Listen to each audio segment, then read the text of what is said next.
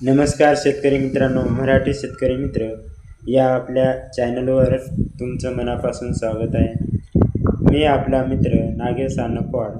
आज आपण पाहणार आहोत खोडवा ऊसाचं योग्य व्यवस्थापन कसं करायचं, म्हणजे कमी खर्चात जास्त उत्पादन कसं मिळवायचं ते. जर तुमचा ऊस तोडून झाल्यानंतर खोडवा ऊसातून भरघोस उत्पन्न घ्यायचं असेल तर हा व्हिडिओ शेवटपर्यंत नक्की बघा. मित्रांनो, जो ऊस आपण तोडलाय त्याच्या मुळापासून पुन्हा जो ऊस उगवतो त्यालाच आपण खोडवा ऊस म्हणतो. खोडवा ऊसाचा सर्वात मोठा फायदा म्हणजे लागवडीचा खर्च वाचतो, बियाचा खर्च वाचतो, उत्पादन लवकर मिळते. पण जर योग्य व्यवस्थापन केलं नाही तर खोडवा ऊसाचं उत्पादन कमी येतं. खोडवा ऊस चांगला येण्यासाठी ऊस भुरकून तोडावा, कारण जमिनीखालील डोळे सुरक्षित राहतात, फुटवे मजबूत येतात, एकसारखी वाढ होते. लक्षात ठेवा, वरून ऊस तोडल्यावर खोडवा कमजोर येतो.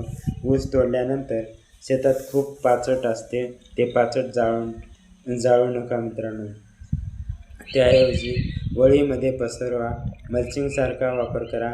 यामुळे ओलावा टिकतो, तण कमी उगवते, माती सुपीक होते.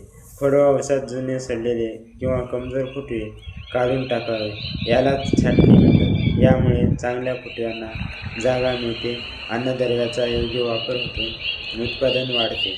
खोडवा ऊसाला कमी पाणी, वेळेवर पाणी द्यायला हवं.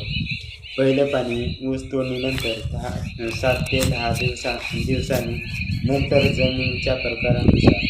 पाणी साचू देऊ नका, नाहीतर मूळ कुजतात. शक्य असल्यास ठिबक सिंचन वापरा, खत पाण्यातून द्या. खोडवा ऊसासाठी खत व्यवस्थापन खूप महत्त्वाचं आहे. माती परीक्षण करून खत द्या.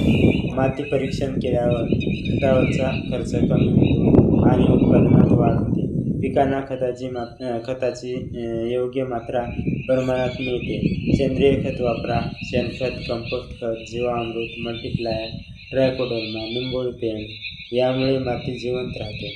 खोडवा ऊसात प्रामुख्याने बुरशीचा प्रादुर्भाव जास्त असतो. खोडकीड, मडरोग, करपा यासाठी वेळेवर निरीक्षण करा आणि ट्रायकोडर्माची फवारणी करा.